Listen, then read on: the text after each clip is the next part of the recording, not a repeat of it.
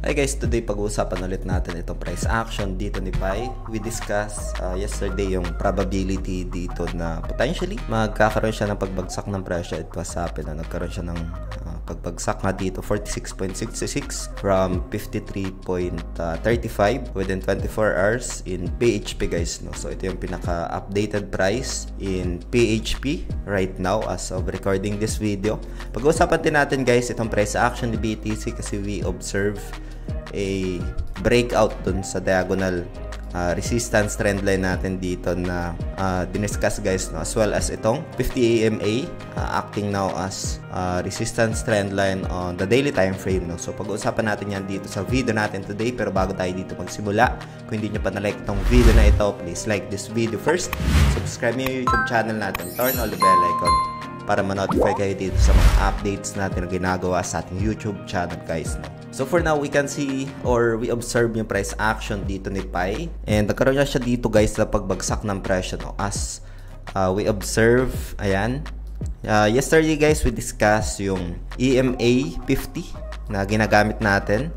And kahit pa paano profits ako dito kay Pi, no? So if we observe yung ating position history dito, ayan. So meron tayong profits by just contesting yung price action dito na Pi, no? So nakapag-entry tayo 88 cents tapos na TP natin 80 cents, no? Maybe around this area.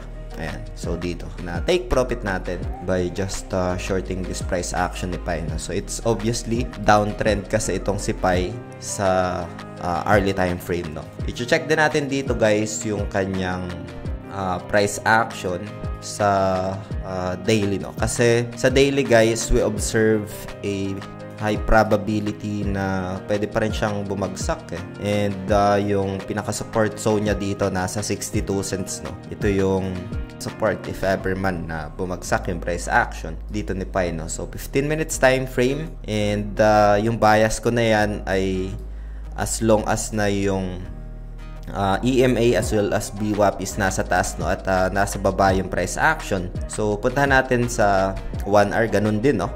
So it's obviously na downtrend, nakatutok pababa yung kanyang 50 EMA which is one of our indicator na ginagamit. Pero RSI natin hits yung over sold territory dito. Pwedeng scenario dito guys is that pwedeng magkaroon ng pag-akyat ng presyo dito and then baka i-retest niya lang din ulit itong 50 EMA natin around 90 cents. So yan yung isa sa mga tinitingnan ko dito na probability sa upside. And just like what happened dito, nagkaroon lang ng rejection within this area tapos bumagsak lang din ulit guys, no? Since hindi nagkaroon ng crossover between price action and 50 EMA.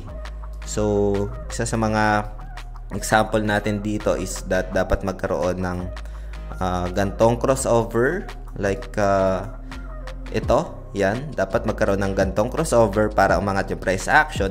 Dapat ma-take over ng price action yung EMA, itong kulay pula na ito, tapos itong VWAP sa 1 hour time frame guys, no? Right now ay very subjective pa rin itong price action since yung kanyang EMA as well as itong VWAP ay nasa taas pa rin guys, no? So this will act as resistance itong ating VWAP and EMA. So next one, if ever man na magkaroon ng crossover sa VWAP, itong kulay dilaw na ito, next na potential resistance niya is that nasa 90 cents guys, no? Itong kulay pula na linya na ito. Ito yung isa sa mga tinitingnan natin na probabilities dito for Pi. And if ever na ma-reject ulit yan, ang pinaka-floor support talaga niya guys is that itong area ng 62 cents, no? Yan yung isa sa mga tinitingnan natin sa downside. Upside scenario, kailangan niya lang magkaroon ng crossover just like we share dito sa scenario natin for this one guys, no? Itong galaw na ito noong March 12. So we'll see. And again guys, itong video natin today is just for ideas and preference and does not qualify as an investment or financial advice.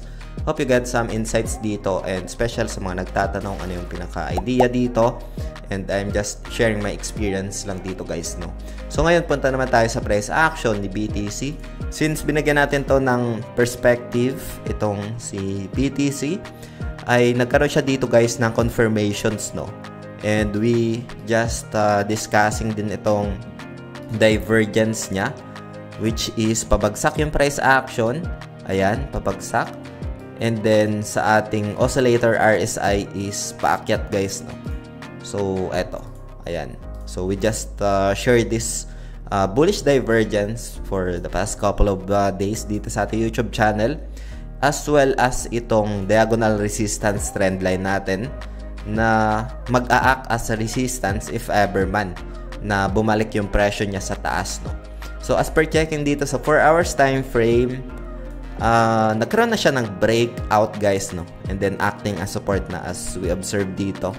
After niya tumaas, nagkaroon ng pagbagsak ng presyo and now acting as support zone dito guys, no? Itong kulay, kapalan ko lang siya. Kulay pula na lang natin. Ayan.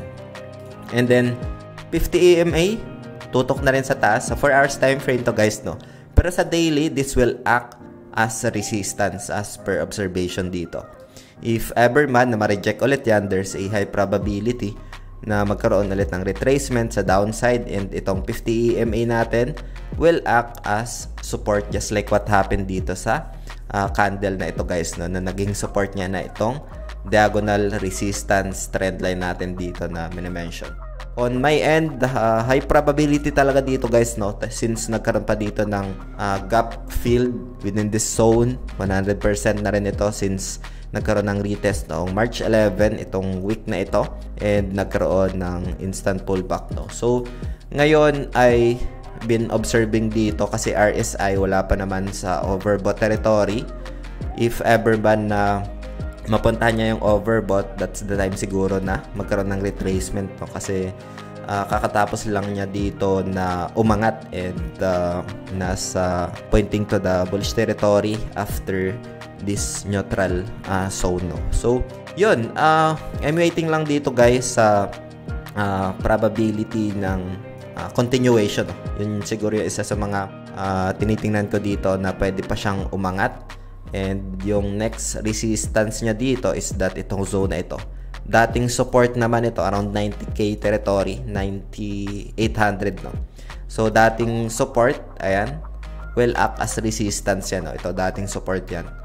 And magiging resistance niya yan if ever na mag-continuation yung price action as per RSI natin dito. So isa sa mga tinitingnan natin dito guys na probability for BTC is yung continuation ng kanyang momentum na pwede niyang i-retest yung zone ng 90k, and if ever man na ma-reject tayo dito sa daily time frame itong 50 EMA, pwede siya pa ring bumalik ng 85,600 guys, no? Kasi ito ay diagonal resistance trend line will act as support dito sa price action. So yun yung isa sa mga nakikita natin dito na scenario for the price action nitong si BTC, no? So yun, hope you get some insights dito, update sa ating YouTube channel. Kung meron kayo mga questions, feel free to comment lang sa comment section ng video na ito. Meron din tayo ditong pina-farm habang nag-aantay sa price action ng confirmations. Lalay ko na lang dito yung mga pina-farm natin na potential airdrop and gamit yung cellphone.